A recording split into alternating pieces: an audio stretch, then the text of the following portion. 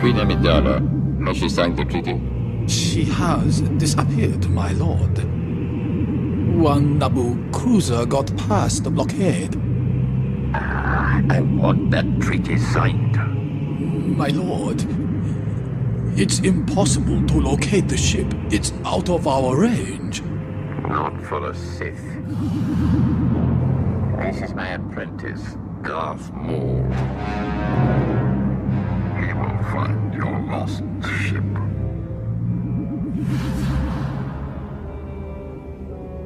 This is getting out of hand. Now there are two of them. You've never heard of the Millennium Falcon? Should I have? It's a ship that made the Kessel run in less than 12 parsecs. Hey everyone, welcome to Kessel Run Weekly. My name's Kristen. And I'm Danny. And today, what are we talking about, Danny? Well, we've got a lot of news, but first I wanted to welcome you back this week, because I know all of you missed Kristen, because we secretly all know that you're their favorite. I don't know, it's not really a secret. I mean, it's totally not a secret. I think they still love you too, but I mean, it's good to be back. I've missed our Star Wars discussions. Yes, and if you guys didn't hear it last week, we released an episode of some panel discussion that we had with the Emperor, the Senate himself, Ian McDiarmid. It was really fun that me and my brother and my father got to go to Fanboy Expo in Knoxville, Tennessee. So if you haven't heard that, check it out. It was really, really cool talking to Mr. McDiarmid. So yeah. Yeah. But on to this week's show. This week's show, we have a lot of news. We have something to report. Ooh, so you've heard about this little thing called Star Wars Resistance coming up this fall, right? Maybe a thing or two. Maybe a thing or two. Well, we finally got our first look at some of the character art for it. And now I don't know if this is final, because I think this was it was tweeted out by a executive or somebody that was at a French press thing. I haven't really found out exactly what it was, but they took a picture of it during some kind of Disney France meeting thing, and pretty sure that they may not be working at Disney anymore, but that's not what's on discussion here. Your services are no longer needed. But thank you, your sacrifice was well taken. But yeah, so we got our first look at Star Wars Resistance, and there's some really cool stuff there. What did you think of the art? Well, from what I kind of saw, it was a little hard to really make much out from it, but it does look like we get, kind of the good side and the bad side of it. So it looks like we got, like a stormtrooper, not a death trooper, is it? No. It's a pilot. Yeah, I think it's a red TIE pilot. Now, I've heard a lot of people calling him Cardinal, because that's the only red First Order stormtrooper that we know of. From the Phasma novel. That's not the one I was talking about, but that's fine. Oh, that's not the one you're talking about? I was talking about the black one in the middle. Oh, there. It looks black, but it's silver. It's Phasma. See, as I'm telling you, that picture does not do justice. No, yeah. Not that one, Danny. The one in the center. That did not look like Phasma. I swear that was a black stormtrooper. I thought it was like a, I really thought it was like a pilot, like the pilots. The TIE pilots? Yeah, no, like that's... death troopers, because they're the ones that are like in black uniform. Mm-hmm. Yeah, no, My bad. It's not exactly a high-res quality picture. Obviously. But yeah, that's Phasma. So we have our first look at Phasma and the way that the First Order will be drawn, all that kind of stuff. There is also a red stormtrooper that a lot of people are theorizing might be Cardinal from the Phasma novel. Seeing as Phasma did not kill her, or kill him. Yeah, Phasma did not kill him. Thank you, Bespin Bricks. I wasn't really sure if that was the case or not. And then we got the good guys, which I think is more interesting.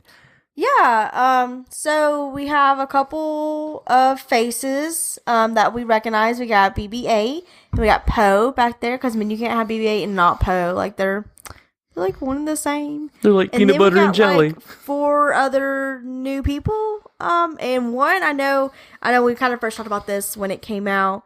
There were a lot of rumors that the middle guy might be Ezra.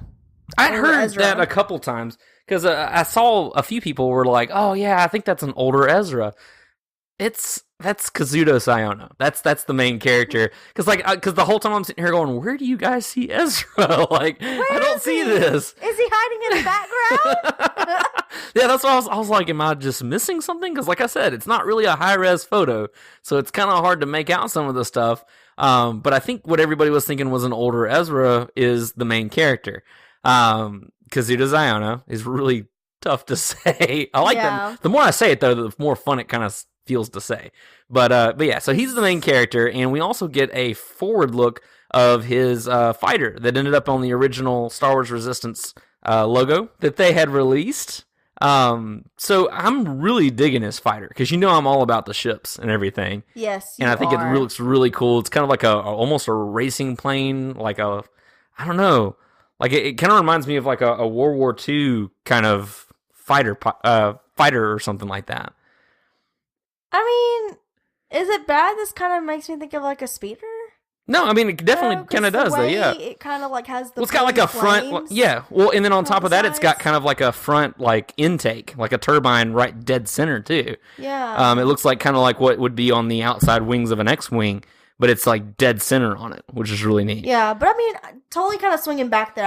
I can see how people would think that that's possibly Ezra, especially if you. There's a lot of similarities. There are. I mean, like just at first glance, I mean, without you telling me like who it was and that the character's already been established, like I probably would have looked at that and be like, "Oh my God, is this Ezra?" Right. Because I mean, when last time we saw Ezra, he was younger. So I mean, I don't think it would be out of the realm of possibilities to see an older Ezra at some point. Mm-hmm. No, well, it would be really cool if we got to see something of Ezra in this, because as of right now, he's chilling out in the unknown regions with Thrawn. Right. To our knowledge. Yeah.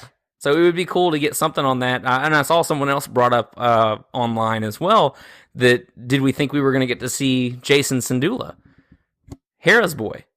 That'd be really cool. Yes.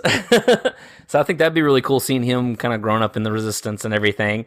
Because I don't know exactly how long after Return of the Jedi this one takes place, but I don't know. I'd be interested to see at least Jason in some capacity. I think that'd be really neat.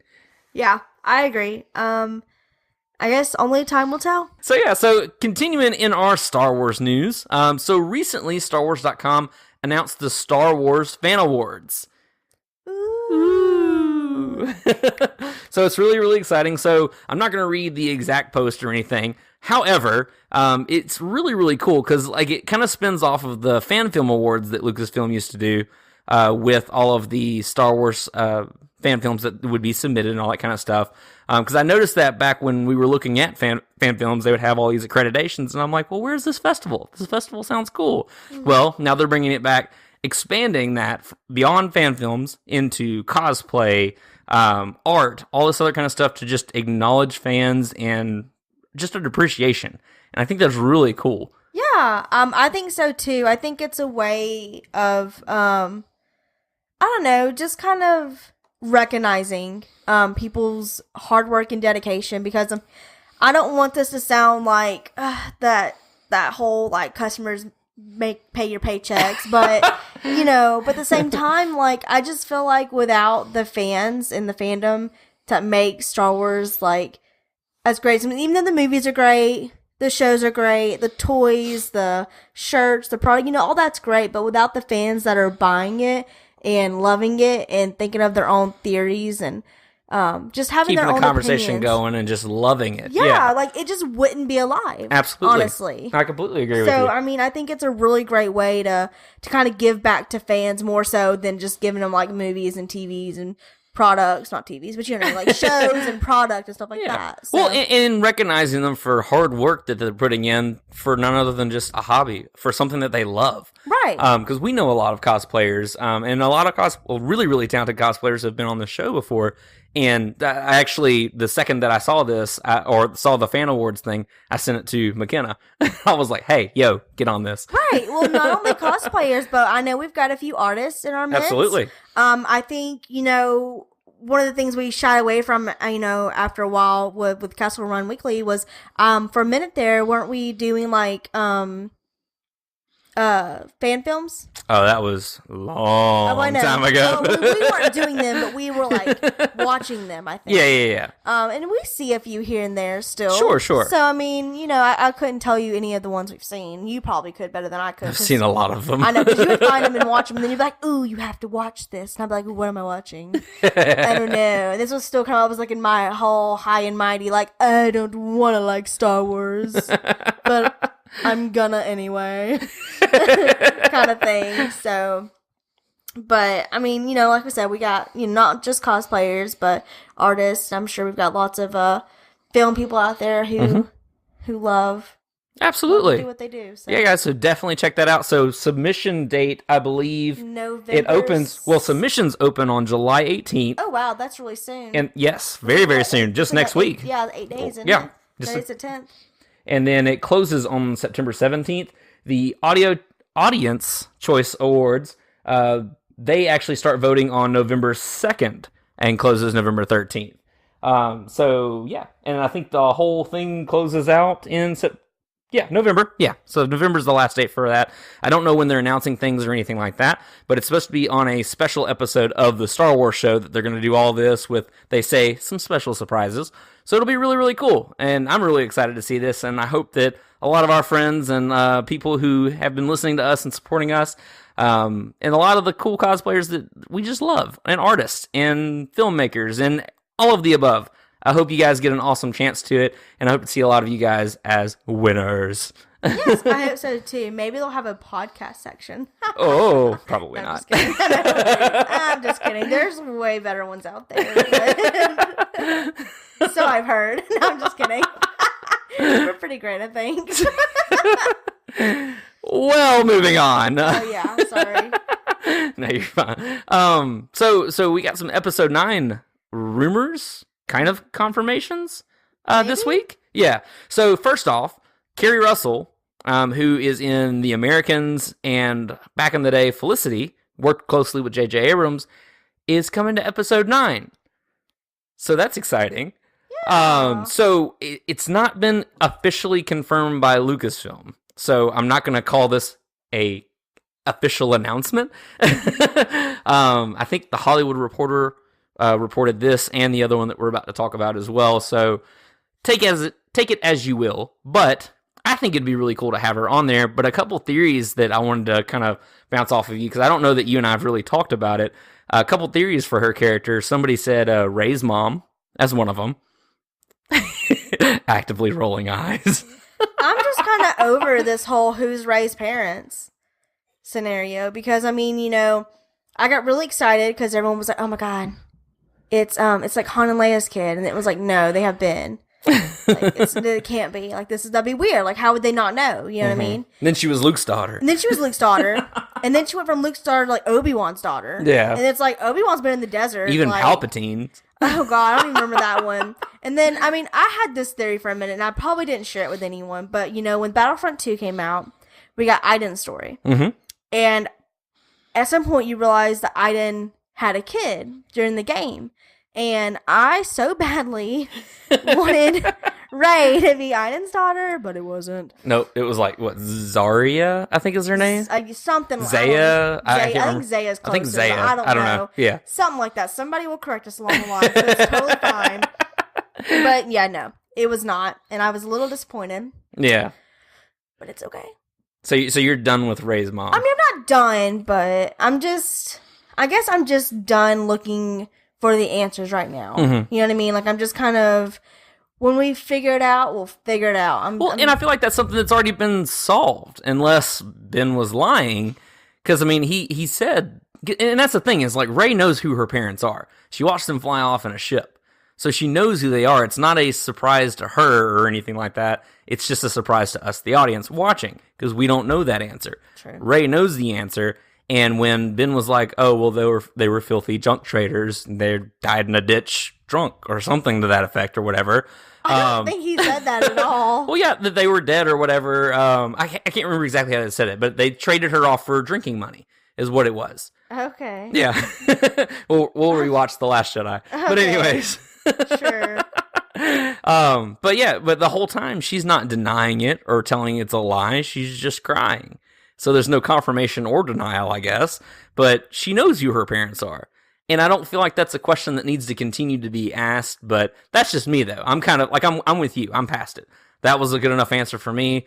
Oh, well, we didn't get to see them. They weren't anything. Cool. Let's go on. I mean, like, at this point, unless it's just somebody, like, really freaking cool, like, honestly, I'm really just done. Like, you know, like...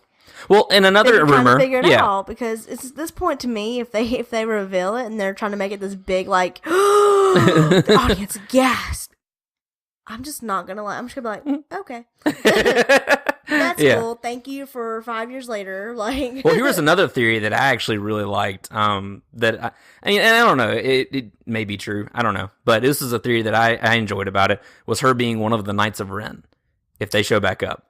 I think personally that would be cool. For to have one of the Knights of Ren, for one, as female. I think that would be pretty bad. But on top of that, having them, it's I don't know. I feel like that would be something that, I don't know. I just think it would be cool. I'm not, okay. You're giving me all these weird looks. So. I know. So I'm just trying to figure out how that even makes sense, I guess. She could just be one of the characters. Yeah. She's not a named character as of right now. So she could be one of the knights. Is that what you're trying to say? No, not Ray's mom being a Knight of Ren. Carrie Russell being a Knight of Ren instead of that. Oh my god. Okay, I thought we were still on Ray's mom. No. Sorry. And I don't even know I was why. wondering why you were giving me such crazy looks. Yeah, because I couldn't remember if we were talking about the mom at this point or if you were talking about Ray. And Ray's mom is a Knight of Ren. That's why I was like looking at you like, this doesn't even make sense, Danny. No. This is stupid. Where did you get this theory from? No, they're saying that Carrie Russell's character, whoever that may be, might be one of the Knights of Ren, which I think could be neat, especially with her background in The Americans, which we haven't seen the show, but I've seen trailers for it, stuff like that. My mom really, really loves that show, swears by it. And so I think that would be really cool to see. So, yeah. Yeah. Okay. You with me now? Mm-hmm. I'm with you. I was just really confused is all. Yeah. Well, continuing with the episode 9 kind of confirmations, Billy D. Williams is apparently, quote-unquote, confirmed for episode 9, according to the Hollywood Reporter. So, Mr. Lando Calrissian might be smoothing his way back into episode 9. That'd be pretty cool. Yes. You know, because even though one of our recent episodes was, kind of talking about Empire Strikes Back, and that was that's really our only look at him other than the young one, right? Because we don't really get him again. We get him in Return of the Jedi, yeah. Oh, okay. You haven't gotten to that one yet. Okay. Well, I mean, you've watched it before, but you know. We're considering in our rewatch, this is a new slate. We have turned a new page. So yes, when I get Kristen to that is hungry for more Star Wars lore. A little bit. But yes, so I mean, this is the first time I've really seen the original Lando. So I'm looking forward to it though. I think it's gonna be interesting. Definitely. I'm really excited about it because I really want him to be those one of those friends in the Outer Rim that they try to call at the end of The Last Jedi. Even though I hate that they never got a response, I understand why. But at the same time, I think it would be really cool for him to just come out, bring the cavalry, something like that. But I don't know, if we have a time jump between 8 and 9, 8 and 9, which we likely will, I don't know. I don't really feel like we will, because between... Well, it just depends on how they're going to deal with Carrie Fisher, unfortunately. Well... And what they're going to do with the character of Princess Leia. Oh, crap. I didn't think about that. Dang it. Like, when we're going to have to deal with that, huh? No. I know. Oh my gosh. I would not be for that. I liked What's-His-Face, though. Who's What's-His-Face? It wasn't Thrawn. Was it Thrawn? Mm-mm. What are you talking about? What was that guy's name that they put in? He was all like... Oh, Tarkin. Tarkin. I knew it started with a T. I always do that. I always get their names mixed up. Tarkin. Yeah, Thrawn hadn't come out in the movie yet. Yeah, I know, because he's blue. Is that why? Yes, we don't like blue people here. I'm just kidding. No, goodness. I would remember that because he obviously is a blue character. Like, I would remember that. That's all I meant. But okay. I always get their names mixed up. I'm really trying, guys. Okay, at least I had them similar there. You're getting there. I'm getting close. But yeah. But I mean, they did that to him, so I don't know. I would not be for that. I know. I mean, I say it because I just want her to continue living on in Star Wars. Yeah. But at the same time, it still wouldn't be the same. So they've got to... I feel like the legacy of Leia would be more impactful, and Carrie would be more impactful if they let it be. Yeah. And because, I mean, I don't know. I can't even begin to speculate that because it hurts to speculate still. But that's I think one thing that I am and I'm not looking forward to in episode 9, just to see what they do with Leia from there. So I don't know. That'll be something. Yeah, I mean, I know it'll be respectful because they have been, but I'm definitely going to cry. I'm going to take my tissues. Oh, absolutely. I'm getting a little teary-eyed thinking about it, but it's okay. Definitely. So that is all the Star Wars news that we have for this week, which I feel like is a lot more than we normally do, actually. I agree.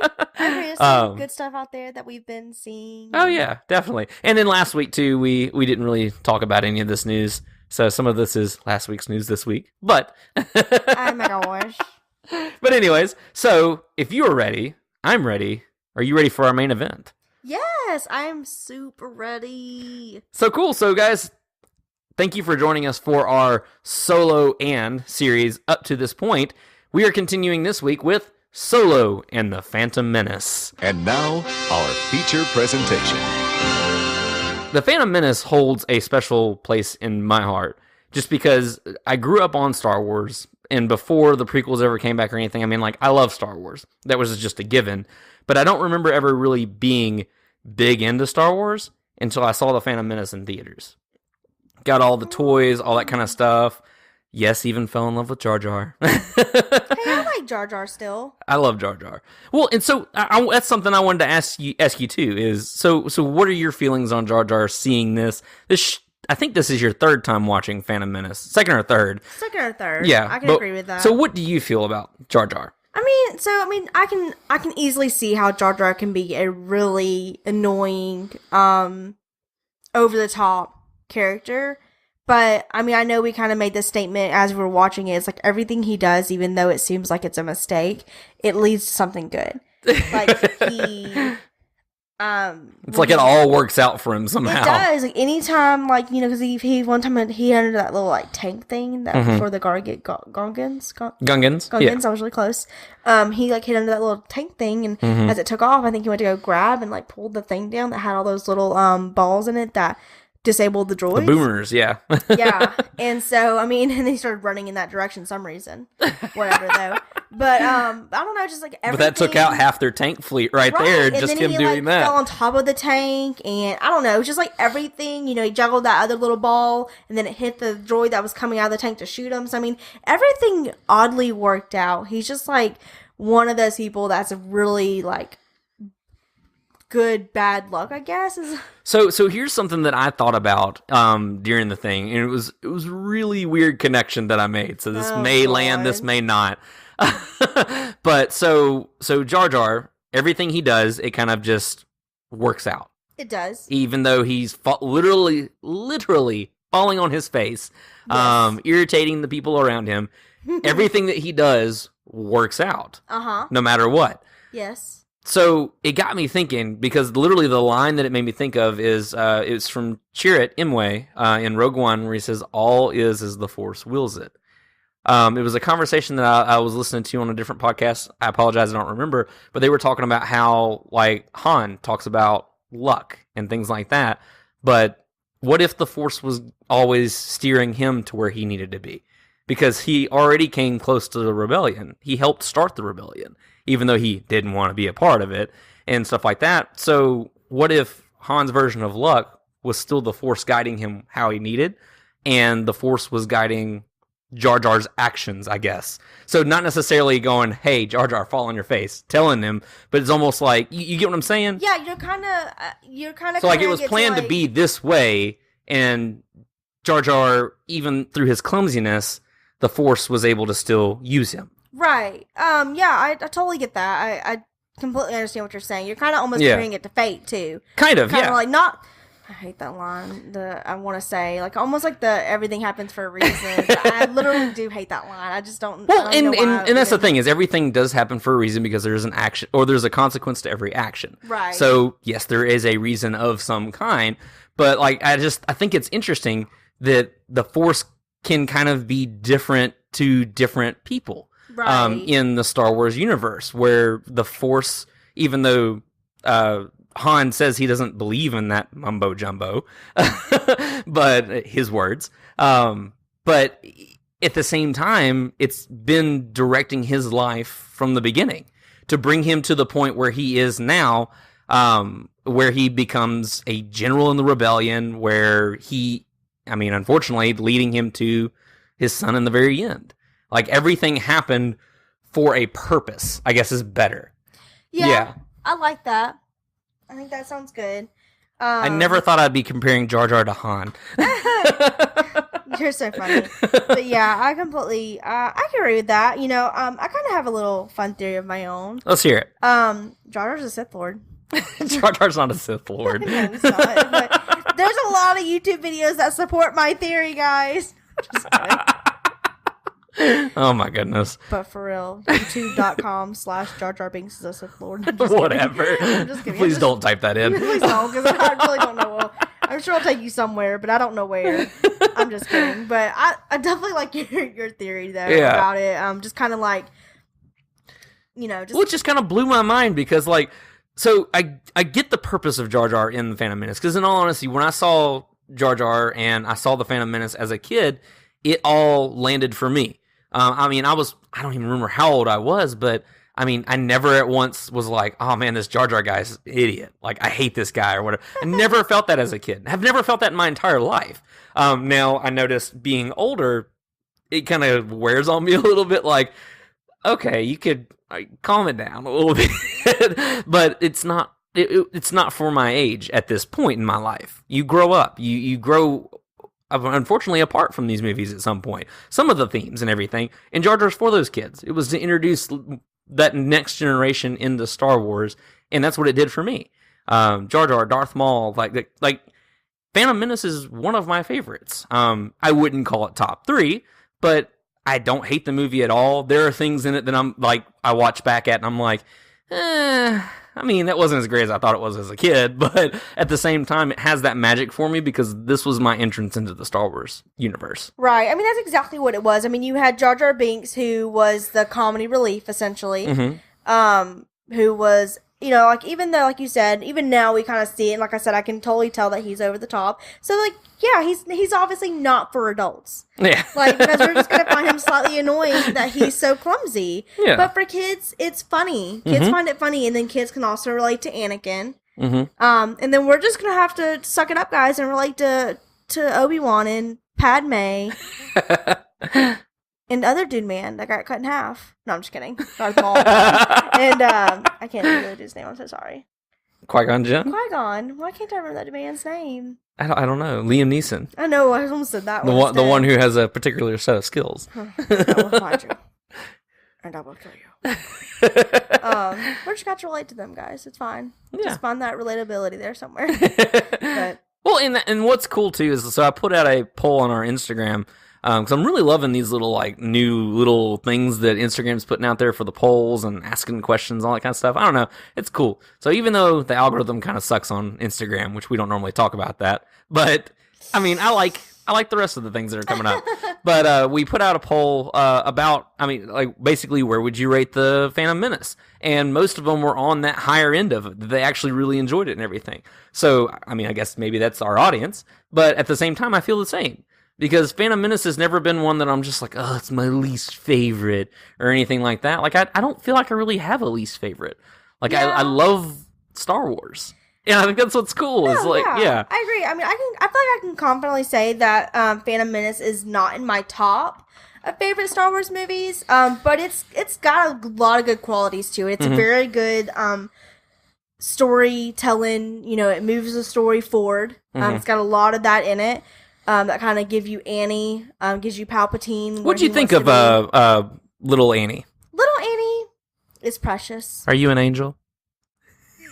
What do you mean? Well, thank you. Yes, it did hurt when I fell from heaven. It's like what I wanted her to say too when he said that. Are you an angel? I wanted like that line to be used. So oh my funny. goodness! It's a pickup line, guys. Look it up. It's funny. No, Anakin's got game. Yeah, we know. We know he wins Padme over later. What was the question? What did you think of little Anakin? We got really distracted there. I love little Annie. Anakin was precious. He's got a heart of gold throughout this entire movie. You know, I don't know. He's really positive because one of the things that kind of stood out to me, a couple things stood out to me is it's kind of one of those scenes that you almost would the little part that I mean that was almost a little part that you'd miss if you weren't paying attention really well. But it's after Qui-Gon gets in there and tries to get Watto to give him the parts he needs, and he tries to like use the Force on him, like, you will give me these for the credit. You will give me these for the credit. Republic credits will be fine. Republic credits will be fine. No, they won't. I need money. He says money. I'm gonna start trying to do impressions, y'all. Only money. Oh, man, I was really off then. Anyway, but once they start to leave and Annie's kind of just sitting on the counter, he looks at him and he's like, go clean the racks and you can go home. And Loki was like, yay! Yippee! Yeah, that was really cute. I don't know why I found this part so cute, but it's like he wasn't really thinking at it as being like a chore that he had to do. He was thinking of like, or even that he was a slave. Right. It was the end result of I'm getting to go home. Mm-hmm. You know what I mean? And then even when he tries to help Qui-Gon and Padme by winning the race and all, like, I don't know, like, he just has such a heart of gold and extremely selfless. Yes. And I think it's cool because, I mean, obviously we all know where he ends up and it's heartbreaking for one. But it's, I don't know, it's one of those things, I guess, to the argument of the is evil born kind of thing. And like in his instance, it was a series of choices he made, but even then, I don't know. I never felt like he really dedicated to becoming a Sith. It was just that he felt like he had lost everything, and he had no choice. Right, yeah, because I was about to say, we can have a Darth Vader episode if you want again, 'cause I think we already had one, but I feel like I've got so much more insight. But yes, I completely agree. I don't think evil was born in the situation. Not at all. It can't be a situation, but to me, and you know, I think the thing we've talked about before too, the thing that I think pushed Anakin over the edge was that nobody believed in him. Mm-hmm. You know, you had Obi-Wan who did, and Qui-Gon obviously did because he's the one that brought Annie to the Jedi Temple and all, and was like, this boy is the chosen one. But everyone else was like, no, we can't train you, you're too old. And all was like, well, if he is the chosen one, my mind is foggy. I don't know. Like, I can't see the future. Like, you know what I'm saying? Like, my mind is foggy. I can't remember what Yoda said, but he said, like, I think his future is clouded, something like whatever. that. Yeah. Cloudy. Then. I like yours better. I like yours better. I mean, just throughout the movies too, you see where Obi-Wan does help him along the way. But I feel like throughout the thing, you know, Anakin tries to become a Jedi Knight, and I think he eventually gets that title, but I don't think it's ever. He gets Knight, but he's never granted the rank of Master, and so that's what kind of slaps him in the face, is that we will let you on the council, but we don't grant you the seat of Master, which is something that's unheard of. Right, and it's like this kid like has proved himself this entire time. You know, he's followed the rules until he fell in love with Padme. So that kind of, he slipped, but it's okay. We allowed it. We got really great people out of it. At least he remembered the rule. I mean, there's that. Attachment is forbidden. He knew. He knew. But I mean, he listened in class. He was still a really good little Padawan student, and he just deserved a lot more. And I think that's what got him. And then, you know, you had no father figure in his life other than the Jedi, and then you had Palpatine there, kind of whispering in his ear the whole time too. Mm-hmm. And which is really creepy in this one, because like it's played off as kind of like a happy thing or whatever, but when he walks by Anakin, he's like, "We're gonna watch your career with great interest." Right? It's just like, ugh, it sends chills down my spine. Yes, because you know, and I know now at this point too, obviously, because I have seen the movies. This is not the first time, but you I don't know, there's so many things I'm noticing and so many little details that I'm like, ooh. And then, the whole Senate part too, when he was like whispering in Padme's ear, like, well, the only way I think you can save Naboo is to, It was like to move for a vote of no confidence and Chancellor Orem, yeah. Yes, and she did it. And he was like, well, they'll elect a new chancellor soon. I don't know who it'll be, but I'm sure it'll be somebody great. And then that Punks walks up in there 10 minutes later and was like, I'm the new chancellor! Oh, he was nominated, but but still, though, yeah, you're right, because it was like literally, like, that's what blows my mind about Palpatine, is that everything works the way he plans it. And maybe it's just that's all we see, but how do you plan for everything? The Force. The Force is not on his side. Well, I guess the dark side is, but... The Force is not... I don't think the Force is light nor dark. Okay. Why is that? Because it's just this unbalanced thing that you can take and you can make it good or evil. Mm-hmm. Just like how we all have decisions that we can make. I can decide go get in my car and run somebody over, or I can just go get in my car and I can go drive to work. Like, I can choose. Oh, is that a decision that you struggle with? Yes, it is actually. You make me so mad on the road. I can't even. Like, I'm just saying, it's free will. And I think that's kind of what the Force is. To me, it's like a free will. Like, you can take it and use it, and you can use it for good, or take and use it, and you can use it for bad. Mm-hmm. Like, it's all in your free will. That's interesting. I like that. What do you think it is? Well, and that's the thing. I mean, I feel like in just the little bit that we've seen of the Force and the weird stuff, I mean, it presents itself as a light and a dark side, but I think Rey is going to be the key to that come episode 9, because she's the only person who has ever wielded, not necessarily wielded both sides, but that she went to the darkness of that cave, and Luke, like, flipped out. You went to the dark side, and you didn't even blink, didn't even try to stay away. But she went there, she came back, she was the same person. Right. Whereas it was almost like maybe it wasn't that she had more self-control, maybe it was just she understood it differently. Or maybe it was self-control, where she was able to venture to that and go, nah, I don't want it.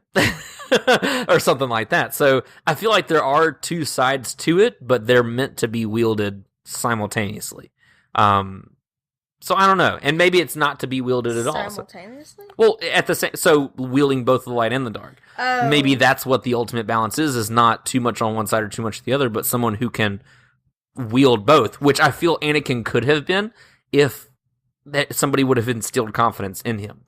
Of that. Right. Because I agree with you. A lot of what pushed him toward Palpatine is because everyone else was being a total jerk to him about everything. Yeah. Had no confidence and were so afraid of the power that he possessed that they'd rather keep that power far away instead of close at hand. Yeah, so they pushed him away instead of making him the greatest ally they could have had. Which developed a crack in that relationship, and Palpatine knew that. And turned him to the worst enemy. Exactly. I feel like the Jedi were the ones that created what he became.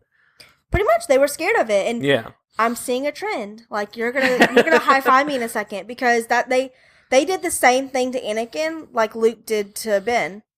Yep. They were so afraid of the power that he could wield that they didn't stop to think of what they produced and what they did. High five!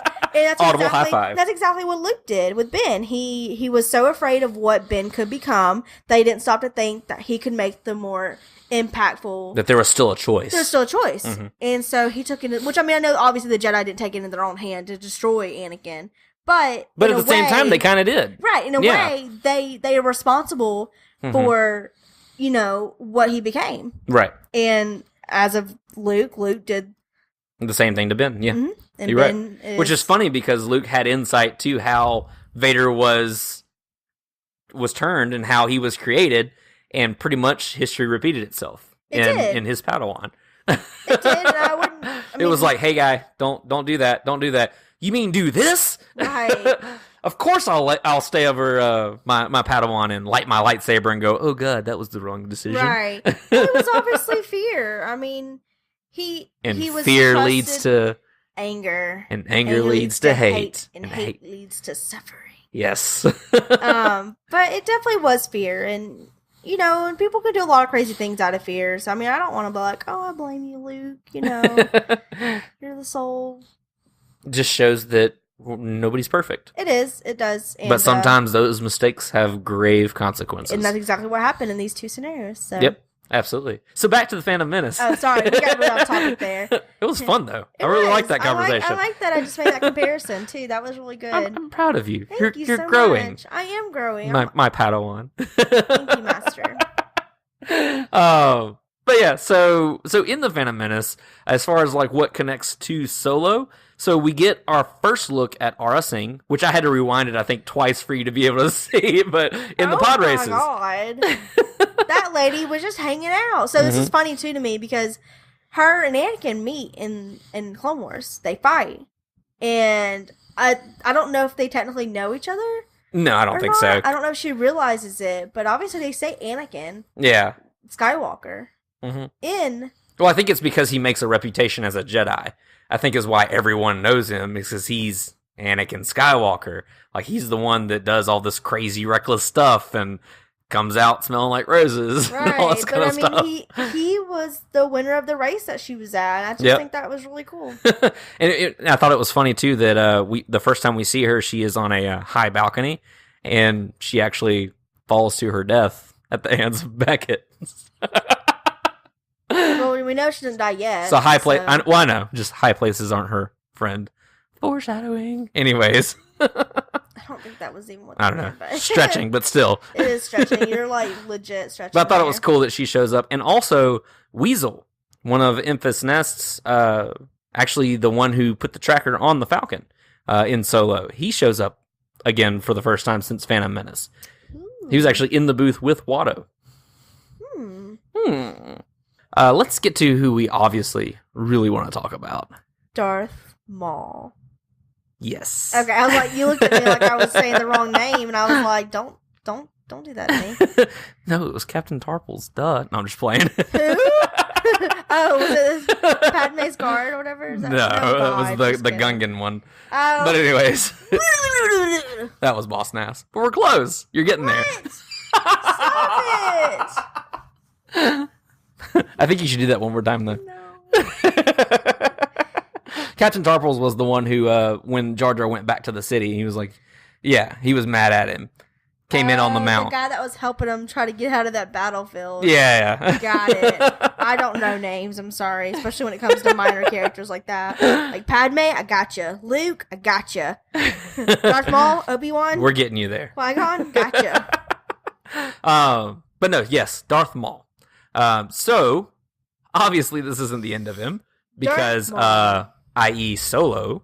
i.e. Clone Wars, or Rebels. Rebels, Clone Wars, all of that, yeah. I was like, wait, did I just... Yeah, you're actually going to be up on that arc here soon. Yeah, you've been watching Clone Wars a lot. We're coming up on it right now, actually, which is really exciting. I think we either just finished or are in the process of finishing Mortis. Yeah. So, yeah. So, Darth Maul will always be scary.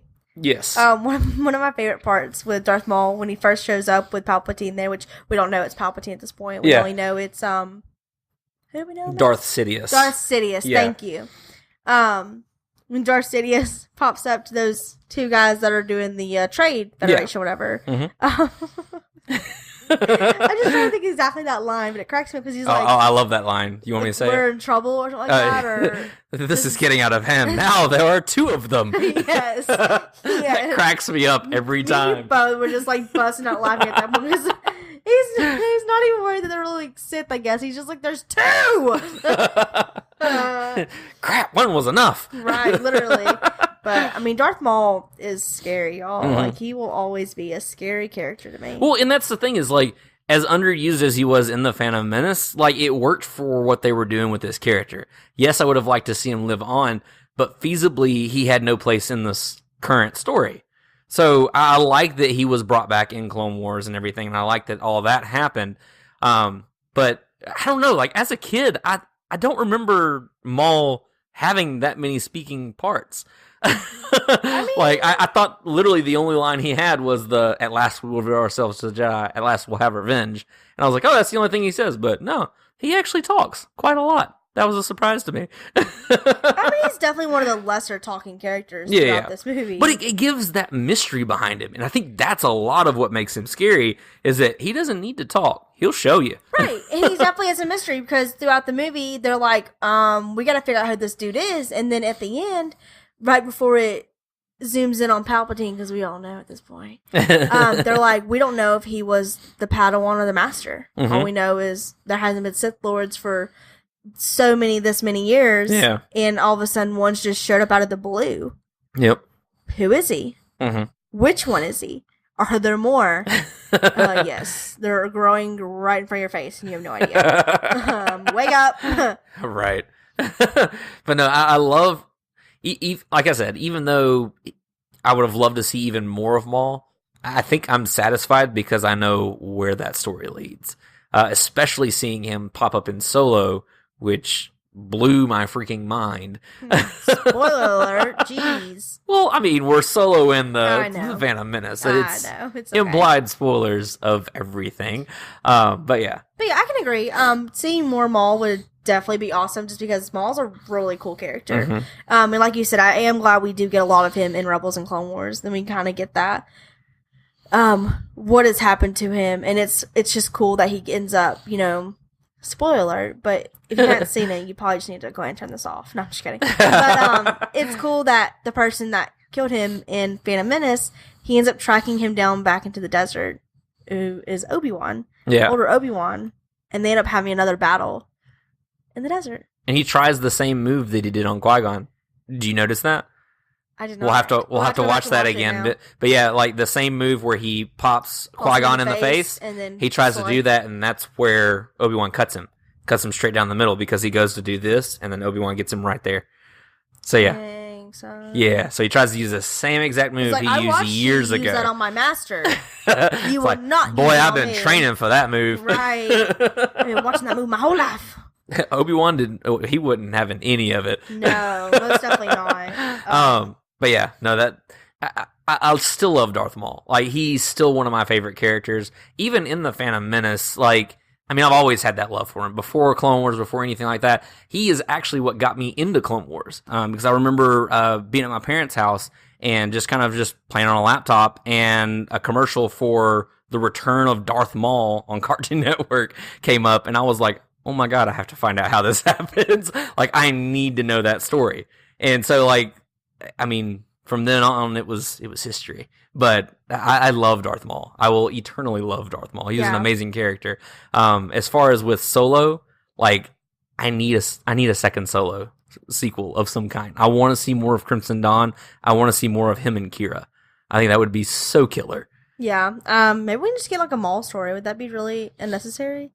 I feel like it would, though, because like I've seen a lot of people asking for that, but a lot of those people are the same ones that haven't seen his Clone Wars and Rebels and all that kind of stuff. And so, I mean, yeah, there are gaps to fill in, but I don't feel like it's enough to give him his own movie, you know? But I'll still watch it. I don't know. You mean, you're right. Yeah. I totally understand that because there has been a lot of story told. I mean, we have his. Well, I mean, yeah. Technically, we have his beginning in the comics and stuff like that. Comics, novels, and all that. See, that's what I was trying to bank on. I was like, man, we would get like the beginning of Maul. I think we actually get some of that in Clone Wars too. It's been a while since I've actually watched the arc, but I think we get a little bit of his backstory too in the Night Sister arc and everything as well. So yeah, right. But that's totally what I was going to be like, oh yeah, we can get that beginning story, and then they can just jump like 15 years later, or 20 or however many years it's been, and we can get that Kira story with them. But yeah, I think it would be cool. I really want just more of that, like a continuation of Solo. You can call it whatever you want. It doesn't matter to me. But I mean, I think it would even be cool as like, so the rumored Boba Fett one or whatever. I really think that would be cool if that was a continuation of Solo. So it was still the same storyline going on from there, but it was just focused on a different person. You know what I mean? Yeah. So I think that would be interesting. That would be. I could get behind that. I can get behind you, since you're behind that. Oh, well, thank you. You're welcome. So did you have anything else you wanted to talk about the Phantom Menace? Any favorite moments? I know there was one part I saw you tearing up. That really hit you. Yeah. I think it was Oh, it was when he was leaving his mother. Yeah. That made me sad because she was like, because he's like, asked her, like, will I see you again? She was like, well, what does your heart say? And I just was I'm choking up right now. a little bit. But, I mean, then he didn't have an answer, though. I mean, he did, but he was like, I don't think he's actually It was said what no, he wanted. But but he was like, maybe. He's like, yes, maybe. I don't know. Or something like that. I'm unsure. I don't know what he said, really, but it was sad. Like, he was so excited about going and being a Jedi because he had a dream that he was a Jedi and he freed the slaves. And God, I'm getting a little teary-eyed, but I'm okay. But that was really sweet. And then, he just didn't put it all together that he was actually leaving his mom behind until he was out the door with his backpack and he turned around and he was like, oh my God, my mom. Yeah. Like, she's going to be here by herself. Like, my mom. Ah. But it was sweet. Sorry, I wasn't trying to make you cry. Okay. Sweet. I got feelings. I'm sorry. It's one of my favorite too because, and that's the thing is like, because I've seen different things kind of making fun of the prequels and everything of, well, why do I want to know what Vader was like as a kid? It's like, okay, cool. Maybe you didn't want to know, but that story itself is amazing because just proving what you just said proves all of that. There's heart to his story, and it's heartbreaking seeing him become one of the biggest villains in the galaxy, scariest villains, right? Like, if you from don't this realize that, golden-hearted child, right, who had all the love in his heart, to this mean-hearted monster robot thing. Yeah. He's not really a robot, but kinda. But it's almost like they take your heart too. Like, I mean, because he wants. Well, to he had kill. nothing to live for. I mean, you're right. He thought Padme was dead. He thought his children that he knew of, he thought they were dead. Right. And so then, everything was gone. I mean, you're right. You're right. But dang, it's a big leap when you watch his story, and I think that's why Anakin's one of my favorite characters. I do hate that he ends up turning back to the dark side. And I know Vader's one of my favorite characters too. He's a really cool villain, but at the same time, just the progression of his story and how you watch this bright-eyed, loving, sweet kid, who's joyful and just so freaking nice, and then he just turns into that thing. Yeah. It's just sad. Definitely. It's one of my favorite stories through Star Wars. That's why, I mean, Anakin's forever one of my favorite characters, because his story is just so interesting to me. Just like we were talking about. I mean, the evil was made, and it was almost because he felt like he had no choice. The only person who believed in him in his eyes was Palpatine. And at that point, when he killed Mace, Palpatine was the only one there for him. He was like, oh my God, what have I done? Yeah. And Palpatine was like, well, you realized who you really are. And then used that to be and then he just went with it. Right. And so, I mean, the potential was there, but at the same time, Palpatine knew what he was doing. Another thing I wanted to ask you too, because we kind of briefly mentioned it while watching the movie, and it's a fan theory, obviously, but do you feel like Palpatine had any hand in creating Anakin? Because so before you get into that, so you remember the whole opera scene where he's like, have you ever heard the tragedy of Darth Plagueis the Wise? He goes through talking about how he can manipulate the midichlorians to create life, even save the ones he loved, all that kind of stuff. Knowing that, do you think Palpatine basically planted it from the beginning? I don't. Why is that? I don't know. Here was my thing about it, is to me, I just feel like his best interest which it all did work out in the movies, but to me, his best interest, if he were to have done that, I think he should have swooped Anakin up, like, around birth. Or should have had, like, why on Tatooine? Why was his mom on Tatooine? You know what I mean? Like, why her? Why wouldn't he have used someone, or done it somewhere closer by? That way he could keep a better eye, because anything could have happened to Anakin. If that was, his ultimate goal, yeah. Force son, I don't know what you want to call him. But I don't know, because even like the Jedi were like, oh, he's too old. Which, I'm not going to say that the Sith aren't going to, profile you based on your age, but I don't think they care. I think they take all volunteers at this point. Age, gender, There's race. only 2 of we us. don't care. I know, right? Right. So, I don't know. So, I mean, like, age is probably not an issue for Sith Lords as much, but I don't know. I just think he would. So you feel like he would have had him at the beginning rather Yeah. than waiting so long to nurture that. I think he should have had a better hand in it because it almost just seemed like it was one of those too good to be trues kind of things to me. Like it just happened that Anakin fell into the Jedi Council and not Jedi Council necessarily, but the Jedi way, and then Palpatine just kind of saw it as an opportunity to like be that this father boy figure. who was already conflicted. Yeah. I got you. So, I mean, I'm not going to say it's impossible, but I don't know. I kind of feel like the whole, like, created life was talking more so about, like, bringing people back from the dead, possibly. Not, like, creating life. Because that's just a little much to me. I feel like that's a little out there, but that's just me. That is my opinion. I mean, you it can was take it and run with it, or you can say she's silly and just turn it off. It's fine. I don't really care either way. So, Well, so what was your favorite moment overall in The Phantom Menace? finding out that Padme's a cougar. No, I'm just kidding. She's not really, truly. They're only like 5-year difference, which is honestly what our difference is. It's true. It's true. So, I mean, when I was 9, you were 13 or 14. So, I mean, don't make it weird. sorry, too late. But yeah, that was totally my favorite part of it. I don't know. I don't know if I can really sum up my favorite part in the movie. I mean, Darth Maul, I love every part with him because it's just really cool to see him again, even though this is technically the beginning of him. Mm-hmm. But, you know, every time I see him, I'm like, oh my God, it's Maul. I know what happens to you. Right. And there's just a lot of great parts in this movie, I think. And it's like I said, it's not one of my favorite movies, but it's a great movie that tells more of the story and gives you that backstory for... I think it's essential. It is. It really is. You get Anakin. You get the beginning of Padme and Anakin in a way. You know, so obviously they're not like lovers at this point or anything, but Right.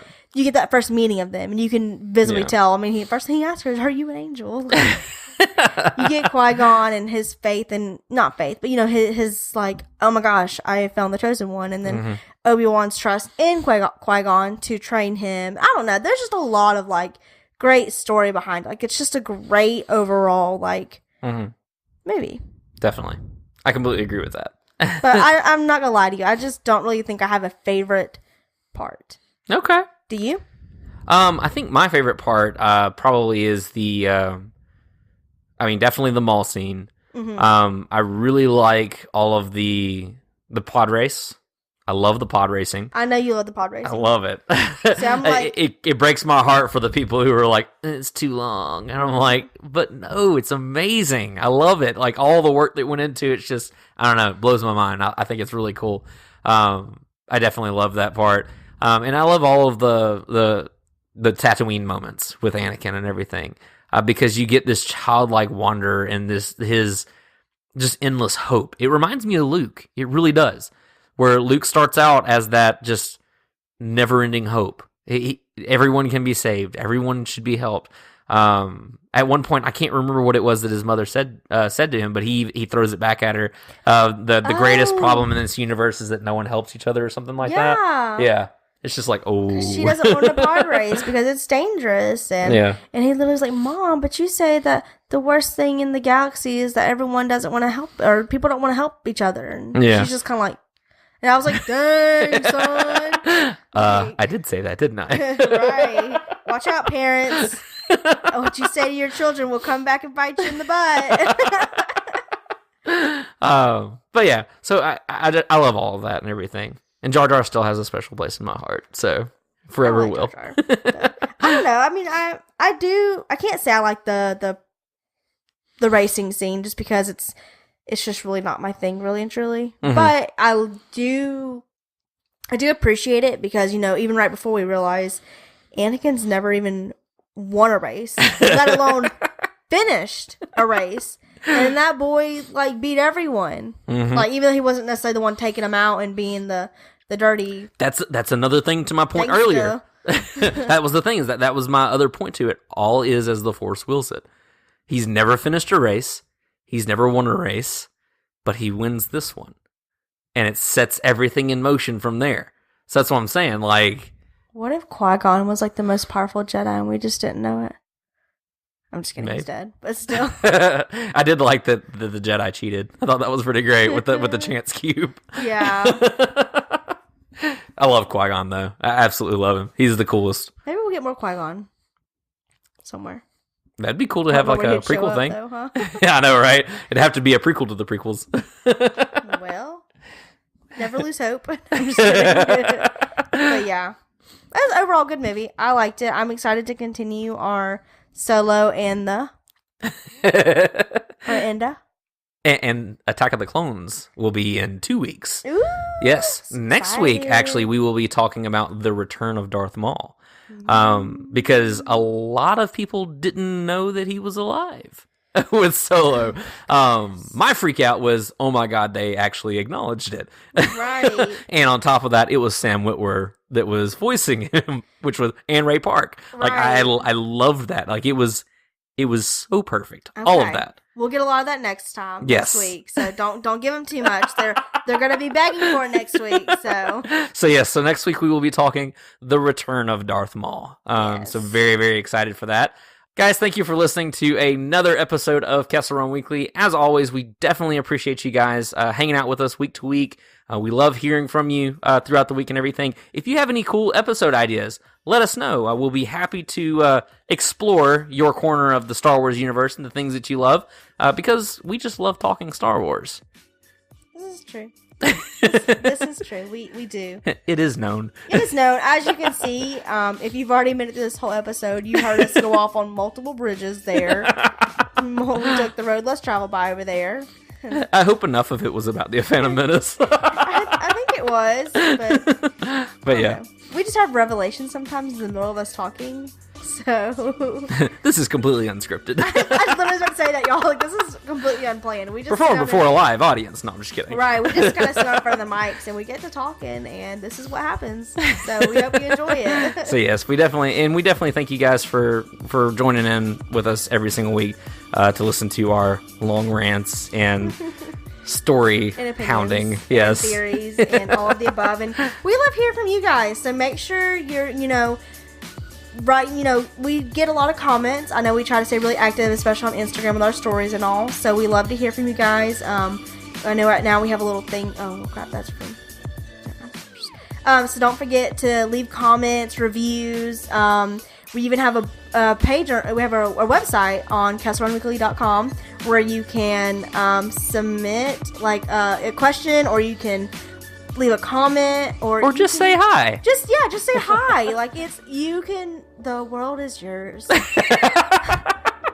The world is yours. But just like Kristen said, make sure you leave us a review on iTunes if you enjoyed the show. Follow us on Instagram, Facebook, Twitter at Kessel Run Weekly. And lastly, our website, kesselrunweekly.com. And until next week, my name is Danny. And I'm Kristen. And may the Force be with you. Always.